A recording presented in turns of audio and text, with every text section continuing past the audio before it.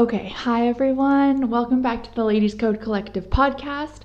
This episode's a little bit different on YouTube because I'm recording this expressly for YouTube. Usually when I'm recording these videos, I'm recording the podcast episode and I just upload the unedited version onto YouTube and that's how it goes. And then yesterday I wasn't able to get the sound to come through from my mic onto the video. So when I played it back, it was just me talking totally with no sound. And I'm really hoping it doesn't do that again because it'll be another 20 minutes of me talking into this abyss of no soundness. I tested it a few times and I think it worked out. So fingers crossed. I really don't know what's going on with my video software, but we're here, we're good. Just a little tiny announcement before diving into today's episode. If you're not already on my email newsletter list, go sign up for that when you can. It's at www.ladiescodecollective.com and you'll see a little input section for your name and your email address. And yeah, you'll just get all of my updates and just things I just share with my email list because I love my email subscribers. And yes, so if you're not already on that, go over there. I'm excited to see you and email you weekly. All right, so we're going to jump in today with this episode. It is my 5-step blueprint kind of for starting and actually finishing our coding side projects, right? And I think that a lot of us on our coding journeys have really high hopes and maybe high expectations of ourselves to really engage with lots of cool, interesting coding side projects. And when it comes down to it, we might all of a sudden just have a folder on our desktop of or just abandoned projects that we've started and we never finished because we either lost interest because maybe we ran into a couple of problems that we couldn't find solutions for, or we just lost interest in it and we didn't really have a plan of finishing it. And so this episode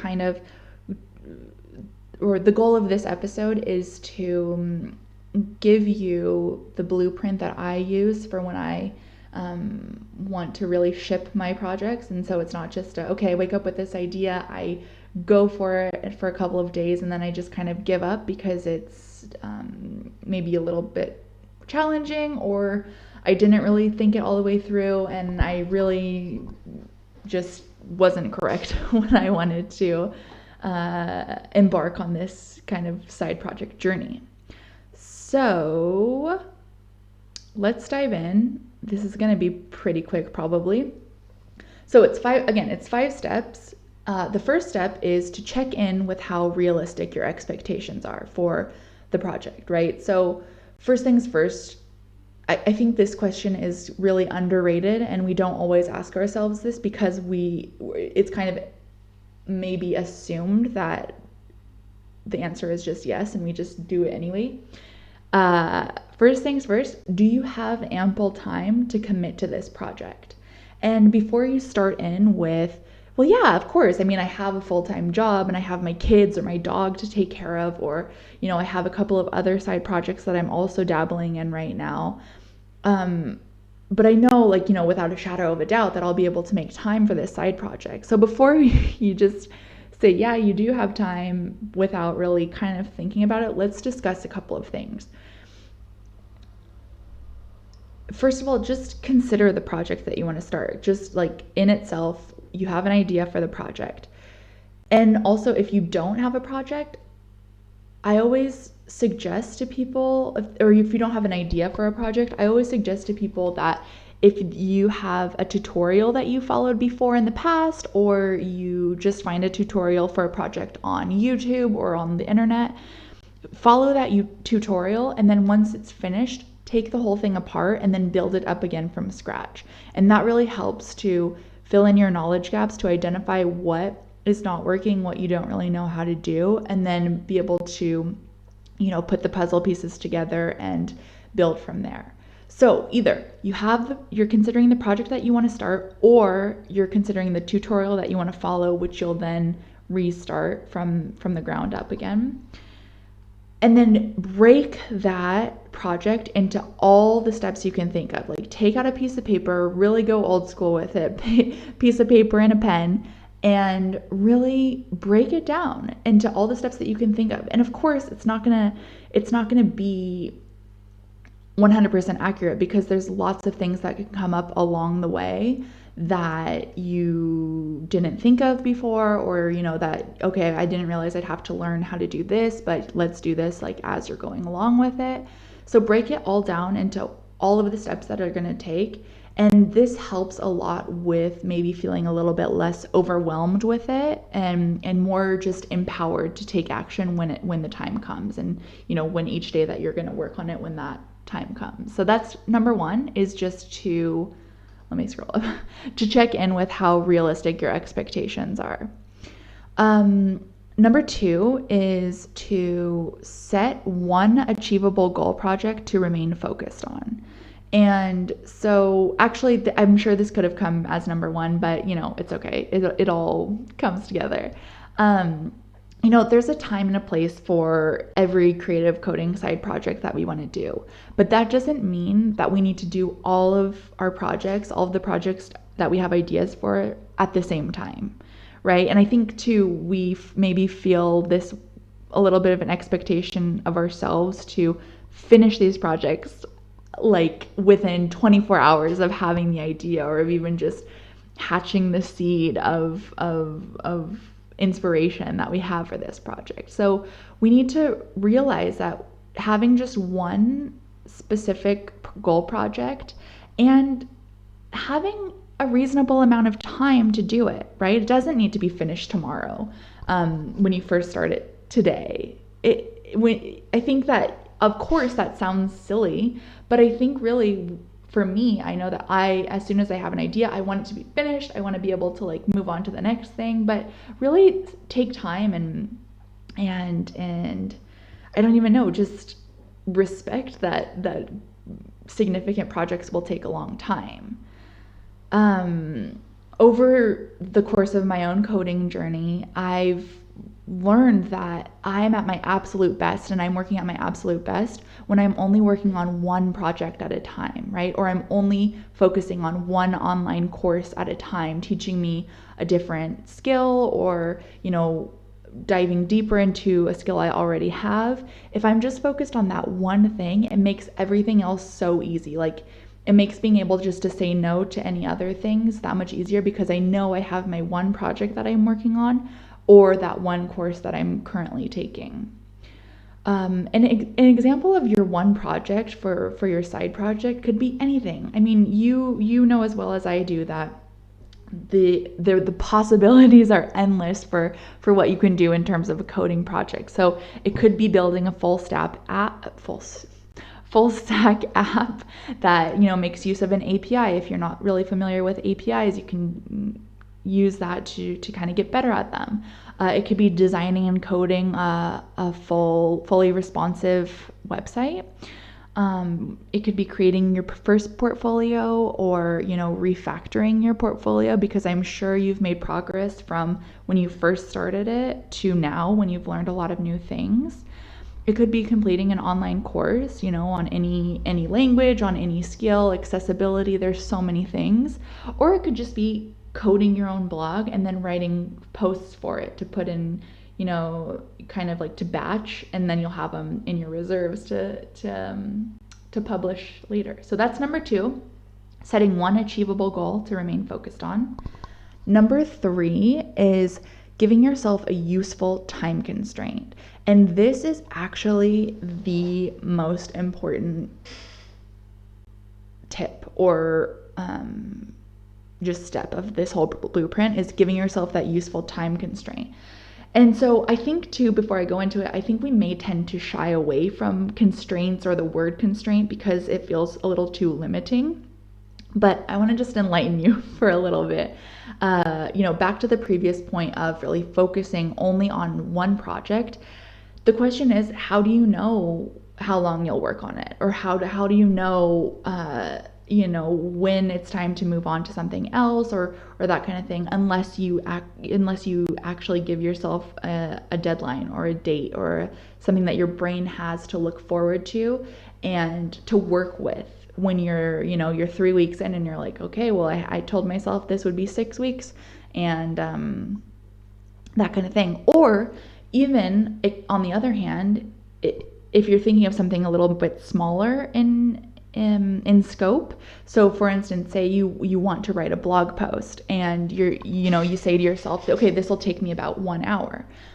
How helpful is it? And if you haven't tried this, I highly recommend it. How helpful is it to literally just set a timer for 60 minutes and just focus on nothing else but writing that blog post? Like whenever I'm having a little bit of trouble focusing on one task, that gets me out of just in the most focused mindset more than anything. And I think that that's also an example of using constraint to your advantage.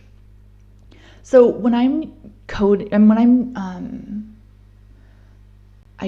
coding side projects and whatnot, I usually like to give myself 6 weeks. And this can be different for anyone, or if you work really, really fast, or if you have a lot of time on your hands to be able to dedicate to your side project, it can be shorter.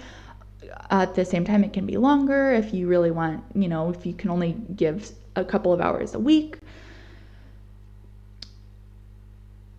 Again, I give myself about 6 weeks. Does the project always take the full 6 weeks? No. And does the project always get finished within those exact 6 weeks? Also no. And that's totally okay, because when you think about it, you'll really be making so much progress in your chosen constraint of time while you consistently work on your project that, once that time constraint comes to an end, so that 6 weeks comes to an end, you'll be able to iterate on how much more time you'll need to finish up your project, while also being able to look back at on all the progress you've made and just all the things you've learned in that period. Like we so underestimate the difference that 6 weeks or a few months can make, and we shouldn't, because there's so much. Like I'll go back in my blog posts and see a month ago I'll have written something that I was learning, and it seems like I learned it years ago, and it had only been 4 weeks. So that is number 3, setting yourself a useful time constraint for your project. Number 4 follows right along with that in committing to showing up for yourself X amount of time each week during that time constraint. So you've chosen your time constraint, you've chosen your project. That's amazing. Now we need to decide how often each week you're going to show up for working on your project, right? And this is where we might tend to get a little too carried away, okay? So believe me, and I'm sure you maybe know this about yourself too, but you'll want to go totally ham and say you're going to work on it for an hour or 2 in the morning every day before work, and you're really motivated and all this stuff. And so, you'll be motivated at the first couple days, and then you'll start to kind of favor that snooze button, which is fine. Like no one's faulting you for that.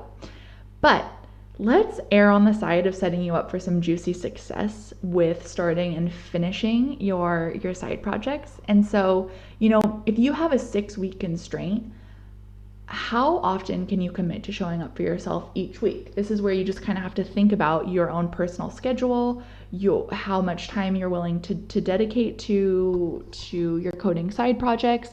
And, maybe it's 2 to 3 times a week, Tuesday, Thursdays, Sundays for about 2.5 hours. Say that you have like that nice pocket of time in there. Maybe it's on Sunday evenings for a really focused 3 hours each time. So every Sunday within that 6-week period, you're there. Maybe you go to like a little cafe, or you just, have that time penciled in for you. You choose how often, and you commit to yourself. You have that time constraint, and you tell yourself, I am going to show up, and I'm going to see how much progress I can make, and I'm going to really try to finish this project in that amount of time. That's number 4. That's second to last. So committing to showing up for yourself X amount of time each week. And then lastly, number 5, the celebratory. At the end of your time frame or time constraint, celebrate your progress. Even if you didn't finish, celebrate the progress that you've made and then go from there. So when that time constraint comes to that end, there's going to be one of two outcomes. One, you finished it and you did an amazing job and you're ready to move on to your next project. You add it to your portfolio. It's amazing. Good job. We're celebrating. It's fun. Or 2, you may not be totally finished and you may think, okay, I need 2 more weeks. I can do this for 2 more weeks and I'll be done. I'll wrap it up and then I'll be ready to move on to the next thing, right? So wherever you are on that, whichever option that you land on that's amazing because you are so much further than you were at the beginning when you first started this side project. Even if you didn't finish, right? Because if you didn't do anything, you would still be at point 0 where you were 6 weeks ago, if that makes sense. So it's a success. I'm sure even if you don't finish, you're going to learn some things and that's amazing. So that is the 5-step blueprint that I have for starting and finishing side projects and showcasing and launching them and sharing them everywhere because it's important. And it's important that you feel comfortable sharing your work with, your network and just publicly on Twitter, that kind of thing. So let me recap. I'm just looking at time. Okay, cool. I'm good. So the 5 steps are also, I noticed that I do so many times. Like when I'm editing the podcast, it's like, it hurts my ear. But anyway, wow, it was a lot. 5 steps for starting and finishing your coding side projects. 1, check in with how realistic your expectations are. 2, set one achievable goal project to remain focused on. 1 and 2 can be kind of changed. I think that makes logical sense, but you get the idea. 3, give yourself a useful time constraint to work on your goal project. 4, commit to showing up for yourself X amount of time each week during that time constraint. And 5, at the end of your time constraint, celebrate your progress even if you didn't finish and just look at how far you've come since the beginning. That's it. I hope this was helpful. I, again, want to shout out, if you're not on my email newsletter list, go to www.ladiescodecollective.com, sign up for that, and I will be happy to have you around. I'm also going to make a workbook of this episode, or maybe just more like a PDF, but I think it'll be cool, and I will share that also with my newsletter list. Okay, friends, thank you so much for tuning in, and I will talk to you next week. Bye.